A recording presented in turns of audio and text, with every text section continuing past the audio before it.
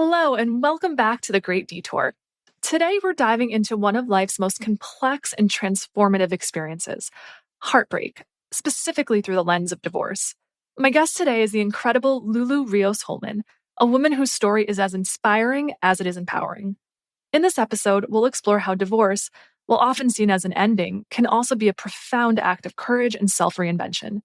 Lulu shares her perspective on how to navigate the challenges of heartbreak, embrace the opportunities for growth, and redefine your life after a major shift. Divorce can feel like the end of a chapter, but as Lulu shows us, it can also be a beautiful new beginning. So let's get to it. Welcome to the Great Detour podcast. I'm your host, Jess. If there's one thing I've learned about life, it's that it's full of twists and turns, and oftentimes a pretty big detour, or two. Sometimes these unexpected paths lead us to a life better than we ever imagined, and other times they give us the hardest lessons we never wanted to learn. But almost always, they leave us changed. Join me and my guests as we explore life's unplanned paths and learn from stories of growth, resilience, and transformation.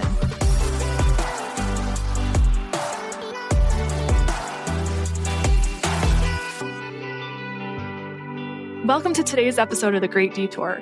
We are going deep today. We are going to be talking about the universal human experience of heartbreak, and specifically divorce. Today's guest is the lovely Lulu Rios-Hollmann.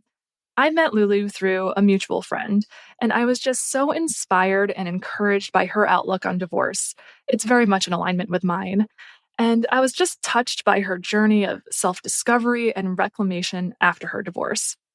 Whether it's a breakup or divorce or the dissolution of any relationship, it can be like a death in many ways, but at the same time, it can also be an incredible opportunity for rebirth. So I'm very, very excited for today's conversation and just to dig into that healing journey and what it looked like for Lulu. So Lulu, welcome to the show. I'm so excited to have you. Thank you. I am thrilled to be here. Thank you so much for having me. Of course. I'm glad you're on the show. So I thought we would just get started by diving right into the deep end, if that's cool with you. Let's do it. I can't wait. So as far as a breakup and heartbreak and divorce goes, I feel like there's always this moment, no matter what the situation is, where it's either an acknowledgement, a realization, a surrender, where it hits you, oh my gosh, it's over. And I can't make this work.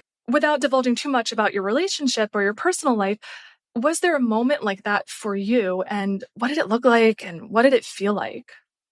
There were definitely several moments that led up to that pivotal moment. And it felt like I just needed to decide what I was going to do.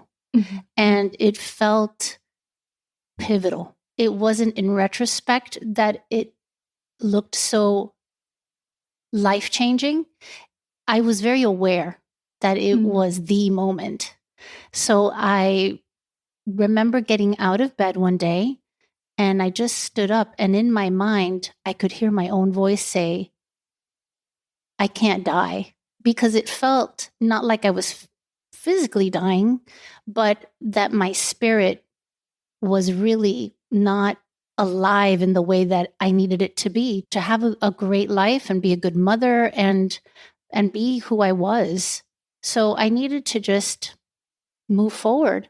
And so I just decided then and there that, I had to do this. And it was definitely very difficult. I'd say it was, maybe 10 years in the making, because it's not something that I took lightly at all. I love that you said that. I feel like sometimes there's such a stigma around divorce, and I really want to change that narrative. Divorce is oftentimes a last resort, The dissolution of a relationship and a marriage is such a huge thing. And a lot of times by the time you get there, there are, like you said, a decade of work and trying to make it fit and trying to make it work. And there just comes that point when you have to accept it. So I'm curious, that was a powerful moment that you described there too, of I can't die, I need to live my life. Was there any sense of relief, or were you scared, or what did it feel like when you had that moment, that awakening almost? It was both. It was Both. definitely extremely scary Mm. because the future is unknown, and, you're with someone that has become such a part of your life. And, in my case, was the father of my children and was part of my family and the fabric of my life for so long, that it is very, very scary. And at the same time, it felt liberating to make the decision. I often say that peace comes with a decision. I'm sure that's not my original thought, but I really have experienced that very often in my life. The ambivalence is what kills you. So just deciding, and along that path, you can always change course. There's always an exit. Every second is an opportunity to redirect, change paths, make a new decision. You don't have to be stuck. I love that. And I love that those two things can exist at once. It's not just Yes. peace, but it's peace. And oh my gosh, I'm also terrified because I have no idea what's on the other side. But yeah, those two things can both be true at once, and you just move forward. And I'm curious for you, after you had that moment, what were the steps that you took after that? Even if they were really small internal shifts or steps, what did that look like for you? Well, I've always thought a lot about the title of a book that I have not read. So I believe the title of the book is Feel the Fear and Do It Anyway. Mhm. And I've been doing that a lot ever since then. And I think that's something that I've really embraced, because I turned fear into, like, I make fear my little friend now. I love Like, I'm that. like, hey, fear, how you doing? I see you. How's it going? Oh, you're scared to death? I get it. It's okay. Thanks for trying to protect me. You know what? We're good. We're going to be all right. I'll see you later. And I'm just like, I see you're here. I know what you're here for. You're trying to protect me, but I'm okay. We're going to just move on until the next, cloud of fear comes by in Because my it will. sky. So I just kind of really, and it sounds really silly to say it that way, but I really think it's powerful to make fear our friend, because it helped me to be compassionate with myself whenever fear arises. I'm just like, Lulu, it's okay. Like, I see you that you're afraid. Or I'll talk to my inner Lulu when she was like 5 or 6. And I'll just say, like, hey, how you feeling? You're scared? It's okay. I got you. Let me give you a hug. And I'll just visualize this in my mind. And I will see myself as that frightened little girl Mhm. and give her some reassurance, because I know that's why the fear's there. It just Yeah. needs to reassure me that I am acknowledging protection from myself. And that's kind of a beautiful thing if you think about it. It's almost like a form of love. It really is. Like, It's hey, I'm here. reparenting. Yeah, Yes. that's really powerful, the inner child work, and I've done that myself too. Just reparenting your inner child and kind of shifting your self-talk. I've had a tendency most of my life to be I think women do, just to be really hard on myself. It hasn't been until recent years and post-divorce that I really changed the way I talk to myself. I try to speak to myself the way I'd speak to my friends, and I'm sure with you, the way you'd speak to your own children. So, Yeah. take that love, that compassion, that grace that we're extending to others and give it to ourselves. And I think that's such a beautiful thing that you're doing. And we can all take some notes from that, because it is hard and it's scary when you're facing the unknown. And sometimes you do need some reassurance. And why the heck can't we give that reassurance to ourselves, right? Amen. I'm with you. I Yeah, love that. absolutely. And, speaking of like amen, and, my faith has had a tremendous impact on all of this that we're talking about. And, I know that, all of us might believe different things, and that's totally okay. And I respect whatever anyone embraces. But for me, it's been very much an anchor. And it just reminds me of truth. And I think truth was what I needed to decide. And I think for me, everything else comes from truth. Love. You can't have love for self or anyone else if you're not living in truth and embracing truth. Mhm. So I just remember being very sad at myself for not choosing my truth, what I was truly feeling. And I don't feel like, oh, my truth and your truth and everyone's truth. I mean, like, what is the truth here? What's the reality? What's really going on? I need to face that. Yeah. And I need to make a decision about it. So for me, it was the right decision to make. And I really would love to encourage anyone that's struggling with that decision, always getting some professional therapy is fantastic if you can do that. Most of the women that I've spoken with that are friends, some whom I lost touch with perhaps, but I still consider them my friends, financial reasons are the main reasons why they're still in their unhappy or abusive relationship. It can be any kind of relationship, but it continues because they're afraid of the financial consequences. So I can also understand how some people may be feeling very stuck. Yeah. And what would you say to those people who are feeling stuck? I would say be resourceful, really dig for ways that you can find legal counsel or represent yourself if you have to. Also, I've also met people whom have gone online to hellodivorce.com, and maybe they're in a relationship that they can go online and have a very smooth process where it's not a financial burden for them and they can resolve things that way. Yeah. A good friend of mine actually did that with his ex-wife, and it was very smooth. My process was very smooth. I do remember being very conscious and saying, this will not be a battle. It will not be a war. Let's do this as compassionately as we can and move on. Yeah. I did something similar in mine. It was like we were partners in this marriage, and I felt like we should be partners in the dissolution of it as well, Wow. And it's hard. I don't think, we're talking about divorce here, and I don't think we're trying to glamorize it.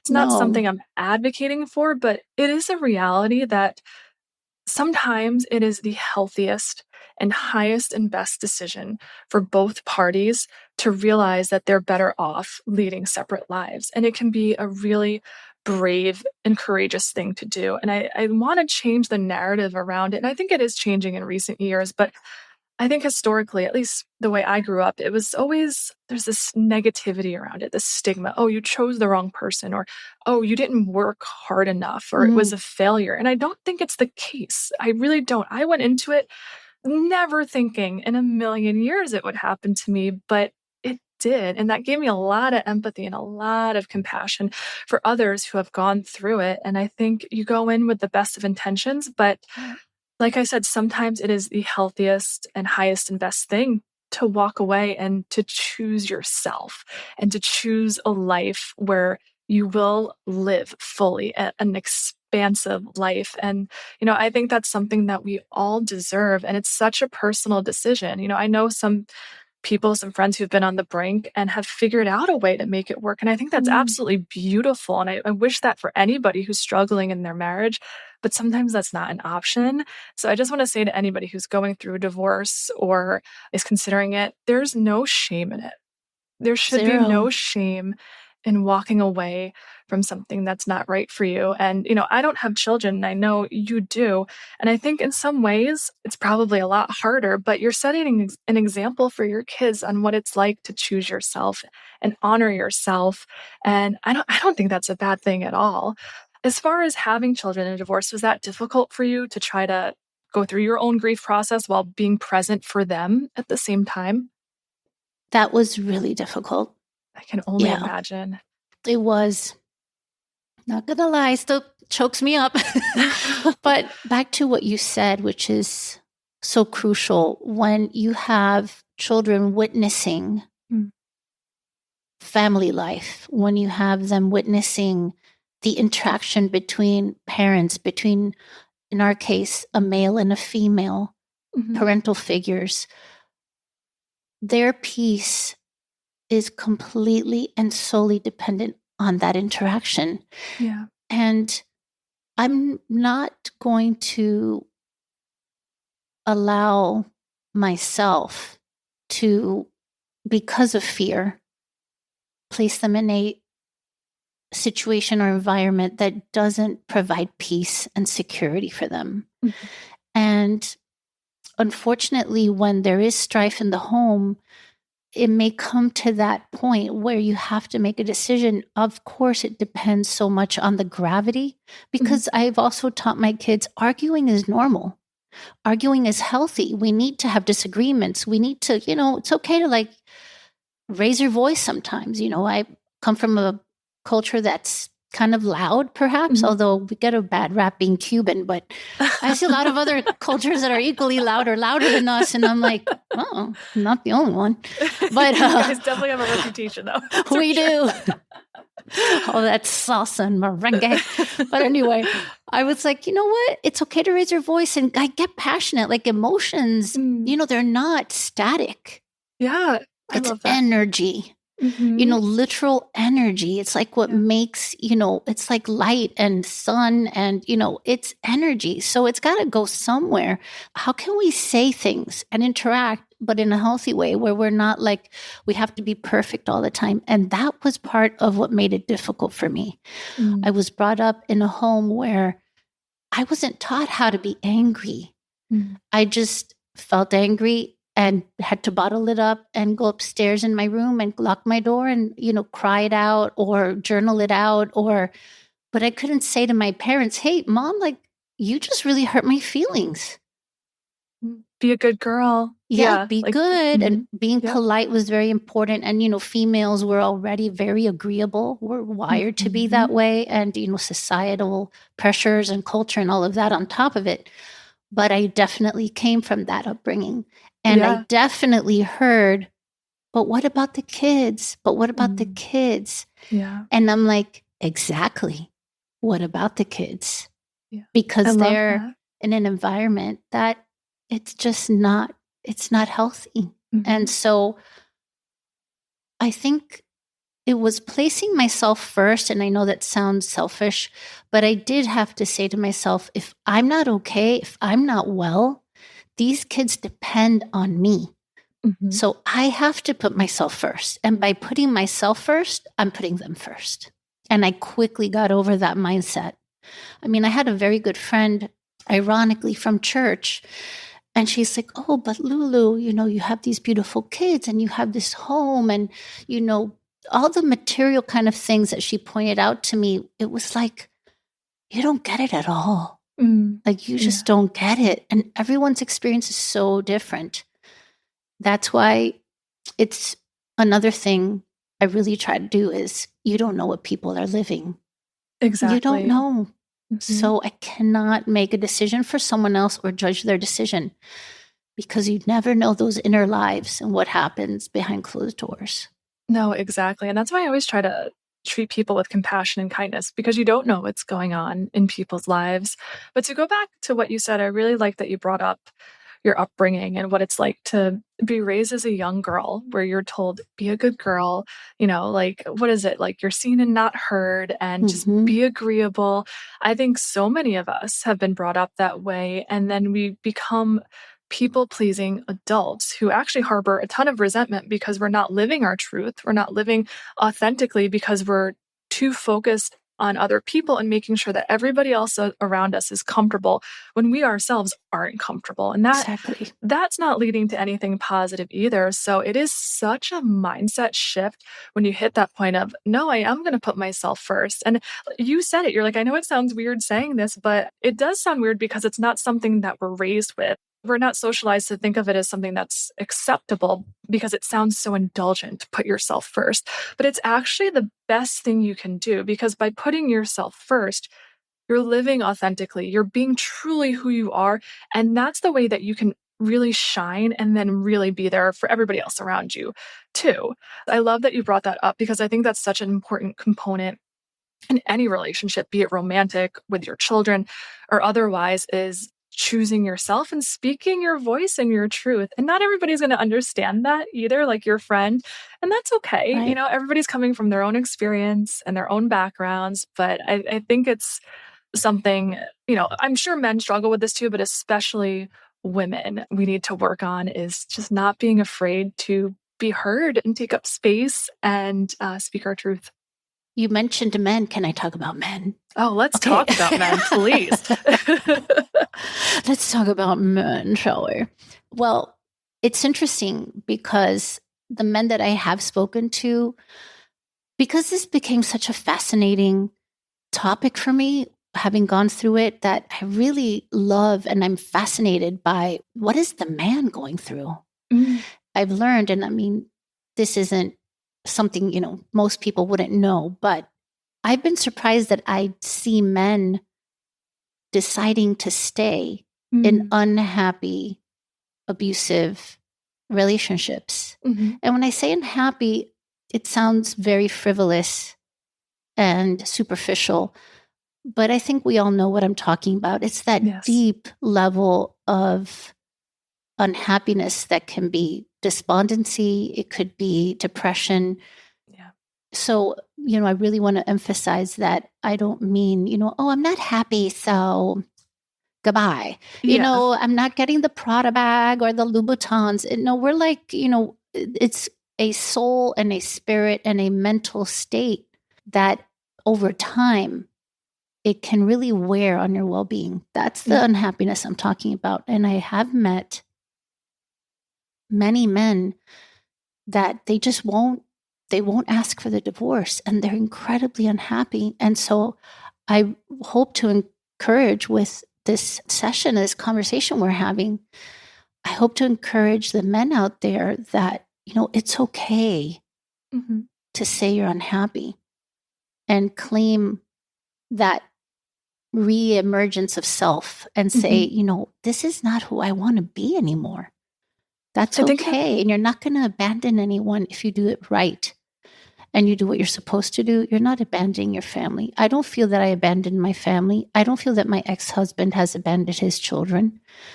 So it can be done in such a way where you're still a unit and you still feel like your family without betraying yourself. That's a great point of just, coming to that realization of I am unhappy and then talking to your partner about that. And who knows, that talk could lead to a divorce, or that talk could lead to going to couples therapy and doing some major work as a couple. Like, who knows? But I think it's really getting honest with yourself. Denial is real. Let me tell you, I've been there. It is a real thing. But hitting a point and accepting the ugly truth sometimes is a really liberating moment. And I think, having that moment of saying, I am not happy, and just saying it out loud, saying it to your partner, and just letting that truth exist and then seeing what grows from that. And like I said, it could be divorce, but like you said, it's just, to me, divorce, it doesn't end a family. For example, my parents divorced when I was probably 6 or 7 years old. This holiday season, my birthday was the other day too.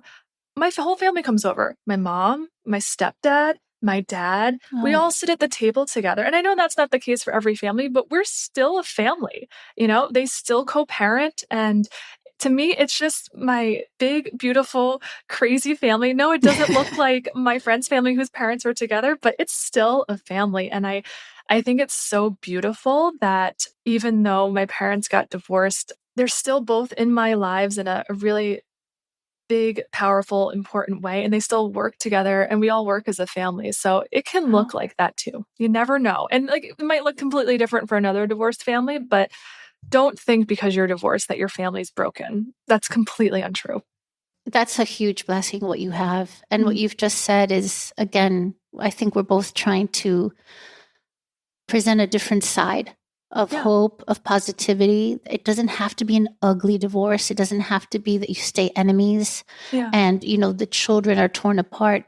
In some cases, yes, and it's probably very prevalent, but that doesn't mean that's the majority or that it has to be that way. I think you can choose the kind of divorce you want to have in terms of how civil is it going to be, how amicable, how friendly, or in some cases, you may not be able to attract that person anymore because that's what's best for everyone. I mean, these are difficult things that are realities. I think there's no better thing than to just embrace reality and again, be in the truth. Don't be in denial and don't put off addressing it. Have the difficult conversations with the people you love. Those are the conversations worth having. They have sometimes to be difficult and uncomfortable and awkward. And it's okay if you're not super polished in the delivery or really sophisticated about it. But I think it's very powerful. It is very powerful. And just want to add that my family didn't start doing that until much later in my life. So I just turned 39 years old and this didn't happen until recent years. So just be open to the fact that things can evolve and change over time. Nothing is static. So you just never know what life looks like. But like you said, it looks different for everybody. So I think it's going back to what is your truth? What is right for you? Tapping into your own intuition and knowing and just kind of letting that guide and lead you and just trusting the journey as it unfolds. And it's hard. It is hard. And not knowing what's on the other side, for sure. I'd love to talk about your journey post-divorce. I know post-divorce journeys are full of so many ups and downs. And I'm curious for you, looking back and where you are today, what are the biggest lessons you think that you've learned from the journey so far? Wow. That's a tough one because I've learned so many things. But I can tell you that I like myself a whole lot better. It's like I started to really like me and find myself interesting. And, I've got a couple bruises and, wounds and scars. And I got kind of tough and badass. And I'm like, I like me. I really have placed myself in situations where I look for that difficulty and like get out of my comfort zone. So that's another thing I've learned, that it's good to get out of that zone because you really do grow and then you feel brave and you know that, all right, I can do the next thing that's hard. Yeah. And that'll build your confidence and your self-esteem. And, I love that badass word. Like, I'm just going to keep dropping that word. I actually, after my divorce, I got one of those little beaded word bracelets and it says badass on it. Yes, I love it. But it's true. You step into this like badass era. Yes. And, it's like, it's a good feeling to know that you can get through things. Because if the fear dominates you and you don't allow yourself to go through things, then you stay in fear and you stay in insecurity. Yeah. So I've learned that pushing myself out of my comfort zone, even when I don't have to, like look for an opportunity to get a little uncomfortable, like this. I've never been on a podcast before. Yeah. And I was a little nervous and like, what am I going to sound like? And, will people like what I say? And it's like, you know what? That's all okay. But just do it. Just do it. Just do it anyway, and embrace what results from it or whatever happens. Like, just do it. Don't think so much about it. So that's another thing I've learned is just the Nike swoosh. Yeah. Just do it. Just do it. But I love it because discomfort is such a gateway to growth. I don't really know anybody who's had any real tremendous growth in their life without some period of really tangible discomfort. That's what it's been for me as well. And it's like when you're going through it, there's like, okay, I hate this. And then there's a lot of resistance, but then you come out on the other side and you're like, what you said, like, wow, I got through that and I did that. And there's a sense of pride that comes along with that. And that in turn builds your confidence. And then from that self-love results. Yes. So I think it's all tied together. And the self-love journey is beautiful, isn't it? It really is. It is. And I'll be honest, just a few days ago, it's going to be about a week now, when I came back from Miami and visiting my mother and really like helping her with a life transition she's going through. And I came back and I was like, wow, I just got like in this really down mode. It was like things were happening and a lot of difficulty. And I had a day or two there where I was like really not okay. Yeah. And I just started reaching out to people. That's another thing. Reach out to people that are supportive, that are, good people in your life that you can say, look, I need some company, or I need to just talk, or just say, look, I'm having a bad day in a text. And, you'll get a response and that can just shift you. So you're reaching out to others, even when we feel like being insular, is something I've really forced myself to do. I don't like to do it. Yeah. Because, oh, that's lame. Like, she's having a bad day. But like, who wants to hear that?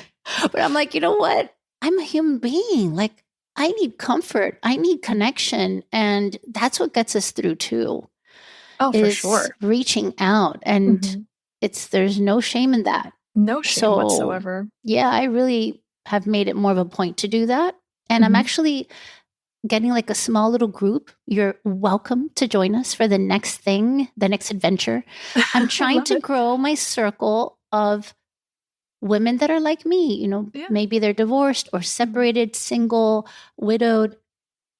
And we just do stuff together and try to create like some community, a little small group to just do a little bit of life together, lift each other up, and I think that's really important. So important. I've almost like all the episodes I've had so far in this podcast, community comes up. It's just, we're not made to be alone. We're not meant to be alone. And of course, alone time is important. You need it for growth. You need it to get close to yourself, but community is critical. You got to find your people. You got to find your passions and your interests too. And that is fuel to help you thrive and grow. And, I love that you mentioned reaching out to people. I have, when I'm having my days, because we all have our days like that, as much as I've embraced my singleness and I'm truly content in where I am, I have my days too, where I'm just lonely or something happens and sets me off. But I have kind of my toolkit, my arsenal of things that I know from past experiences. Okay, this is going to make me feel better. And reaching out to people is one. Being out in nature is another one, going for a walk. Music does it for me. I just have like my feel good playlist. I just put that on and it just changes my whole vibe. It does. And I was curious for you, if there are any other like things in your toolkit that you use when you're having a tough time. Well, yes, absolutely. Music is a big one for me. It's kind of amazing when I see myself from the outside. It's hard for me to do. I know some people can easily do that. I wish I could, but when there's a moment where I can just really sit and try to look at myself, I'm like, I can't believe you just did that. And it's like, who do you think you are? And I'm like, yeah, damn straight. I'm in a band. I'm, 51 years old and I'm in a rock cover band. And I love this. I forgot about this. This is great. Yes. You found your passions through And, I always loved music and I grew up listening to all kinds of genres of music, thanks to my brother. And I've always been really involved with theater and dance. And I love the arts. I love poetry and literature and piano. But I was always thinking through college, especially when I was in music school, I was always comparing myself and I was not auditioning because I knew the music school kids that were in musical theater, they'd, get the part, they're better than me. And so I kind of was like living with that self-doubt for a while. Once I just said, you know what, this shift is happening in my life. It's a big change. I found this outlet where my son started to go to the School of Rock and he did a session and he had the performance at a really cool place in Port Chester called Garcia's next to the Capitol Theater. Yes. Yeah, that is a cool place. Yeah. And I was so jealous. I was like, if I was 7, I would totally want to do this. So I said, it's a shame you guys don't do this for adults. And they're like, what do you mean? We do. And I was like, that's it. I'm doing this. And I signed up. I did have to audition and I made the band. And it just got me out of that shell of self-doubt and other people are better at this. And I just started to really blossom and come into my own and getting comfortable over time. At first I was, kind of shy about it. And then I just really let it rip. And it was amazing. That's awesome. But it's so important. I feel like these periods in your life where, you have a transition and all of a sudden things are cleared. You have all this free space and it's daunting because you're like, what the heck is my life right now? But I think it's such fertile soil and you can plant whatever seeds you want in that soil to grow. And that's when a lot of people discover these hobbies and passions because they're like, oh my gosh, I'm all alone. What am I going to do with my life? And they just start trying new things, but you end up discovering things that you really enjoy. I actually have another episode with my friend Jamie where it's exactly that. She was going through a tough time in her life and she found all of these hobbies that ended up becoming true passions for her and really making a huge impact in her life. So I think it's so great that you did that with the rock band. And then you dance as well, too, if I'm not mistaken. You're a dancer? Yeah, I became like a triple threat in my 40s. See, it's never too late to start, though. I love this. Oh my God. Yeah, I mean, again, I just can't believe it. But yeah, I started to like dance, and growing up in the 80s, I don't know if it was like just local to my town, city, Miami, but I used to watch these ballroom professional competitors on TV that I was just like, I want to be her. Yeah. And they were fierce and potent and so confident and, feminine and sexy in a powerful way that wasn't vulgar. And I was like, wow, that stayed with me for years. I just kind of dream about like, how cool would that be? So I did it. I just signed up, started going to a class.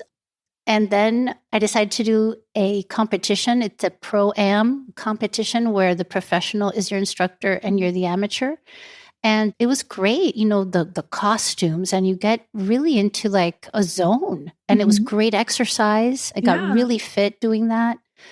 So, it's the music, it's engaging with other people that have similar passions because, you're there taking a class. You might bump into someone, start chatting.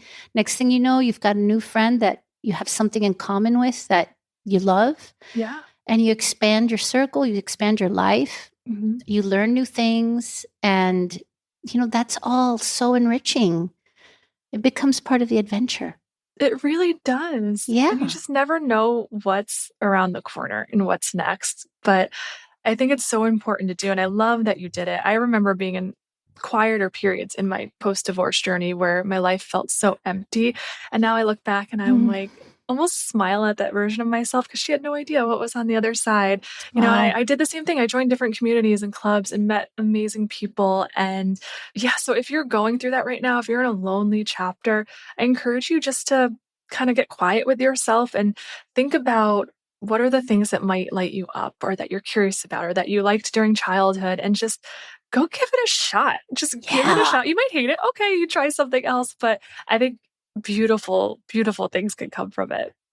Absolutely. I'm so glad you said that because when you're saying it, I can see like your whole face light up. And it's like, being alive is such a gift and it's brief.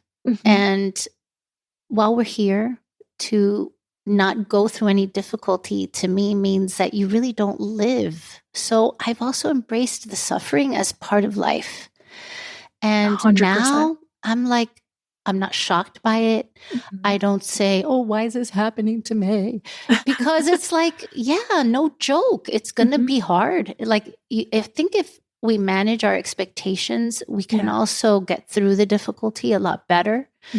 Because I've kind of envied friends that have like this seemingly really perfect life, relationship, marriage, kids, the whole 9 yards. And everyone is going through something. Everyone, every single person, no matter how much money, status, whatever it is, everyone's going through something. So embracing the fact that we're going to go through difficulty and accepting it and expecting that it's going to happen any moment, any part of your day, tomorrow, I think has helped me a lot. No, I think it's such a great mindset to have. And you said managing your expectations. I feel like I just don't even have expectations anymore.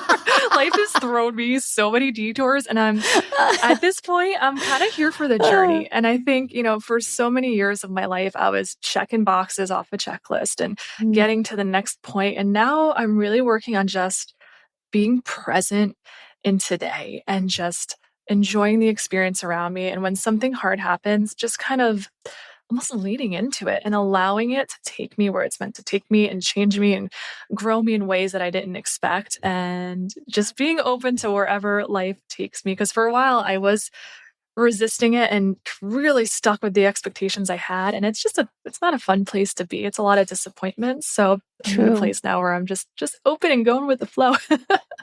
Go with the flow. That's a good place to be. Yeah, right? Ride the wave. We can only control so much. Yeah. And, making our decisions is one of those things that we can control. And making good, wise decisions is something I'm trying to teach my kids because that really shapes your life. Yeah. However, that doesn't mean you can't make a new decision if the one that you just made wasn't great. You know, just switch gears. It's okay. Let's do something different. Do it differently. That's another thing I love to say. Just do it differently. Okay, next time I'll just do it differently. I'll just choose a different option and see what happens. Exactly. Nothing's set in stone, and you can always change your mind. It's life, it's just an evolution and different versions of yourself and different choices that you make. So I really appreciate that perspective.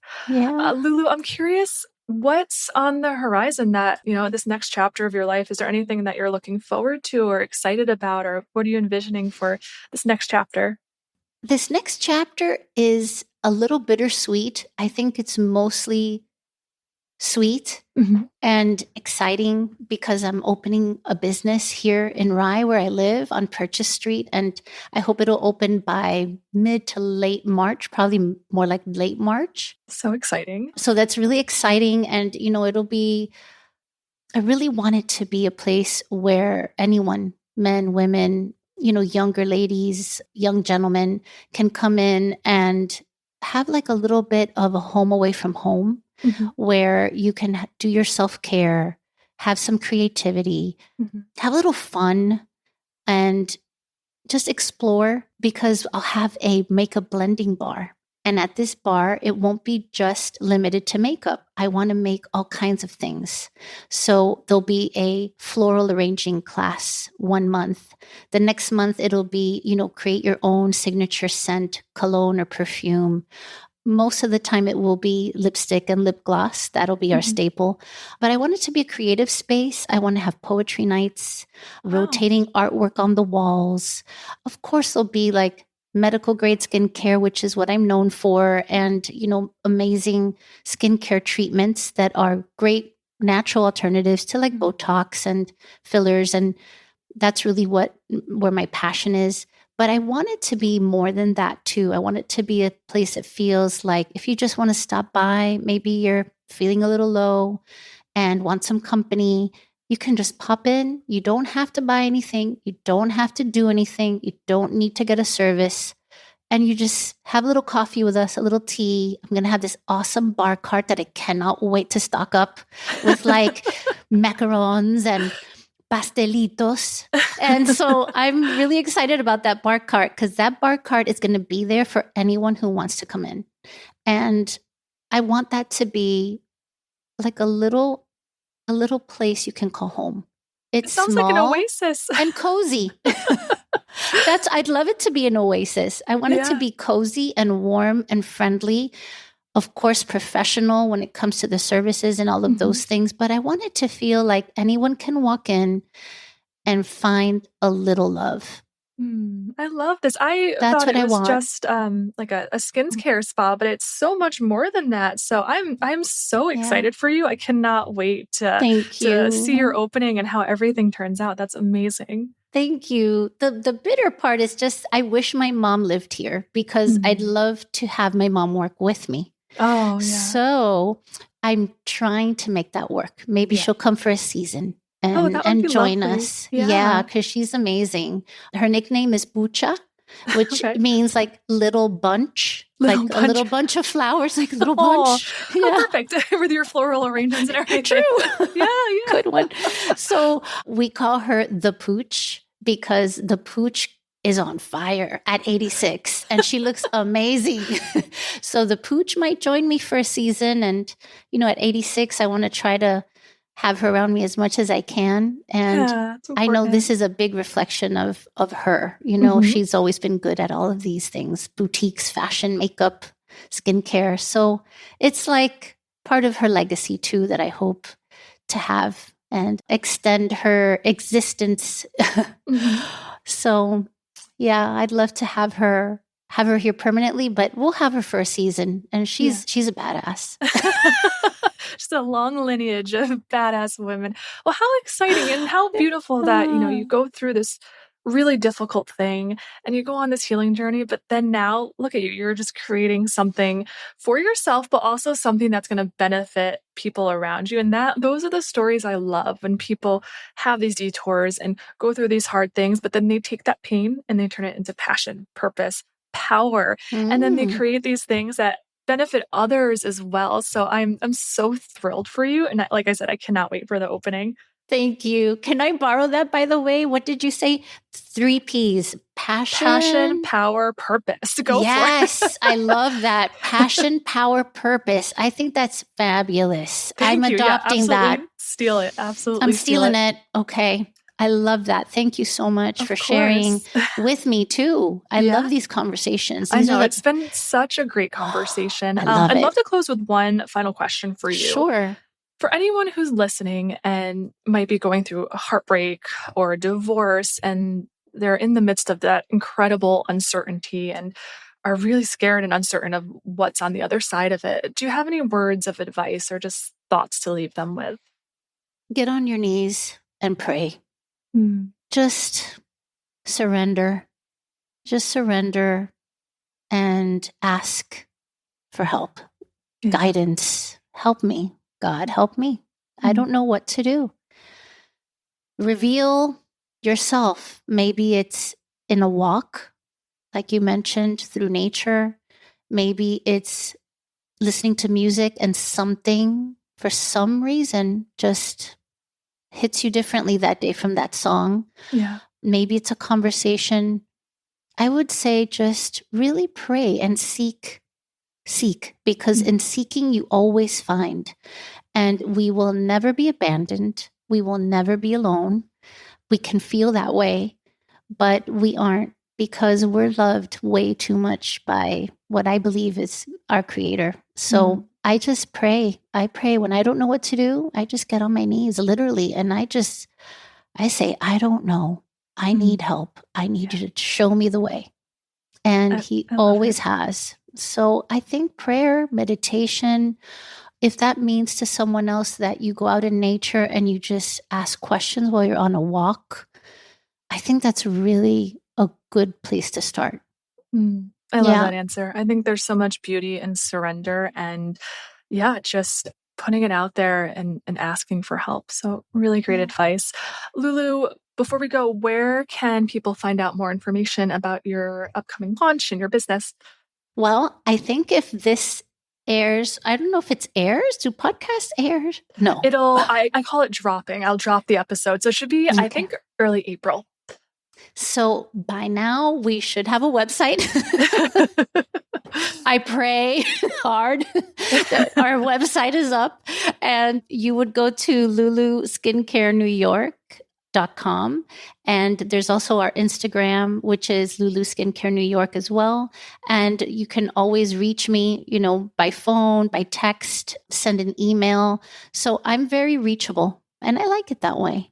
Awesome. Well, we'll put your information in the show notes, so it's out there for people to reach out if they'd like to. So great. Lulu, thank you again for coming on. I think it was just such a really, really rich conversation, and it takes a lot of bravery and a lot of vulnerability to come on and share your personal story, especially when you've gone through something like a divorce. I'm so grateful for you sharing and all your words of wisdom. And I think, your bravery, your resilience, it just shows how you can take life's detours and turn them into incredible opportunities for growth. So thank you for sharing that with us today. I really appreciate you. Thank you so much for having me. You're a gift and a treasure, and I'm thrilled that we met. So good luck to you on this podcast. It's going to be amazing. I hope so. Fingers crossed. It sure will be. Absolutely. All the best to you. Thank you, Lulu. Thank you for having me. Thanks for listening to this episode of The Great Detour. If you like what you're hearing, I'd love if you could leave a rating or review wherever you listen to podcasts. And don't forget to subscribe so you never miss an episode. If you have a detour story of your own, you can send it to mystory@thegreatdetour.com or shoot me a message at The Great Detour on Instagram. Thanks for taking this journey with me.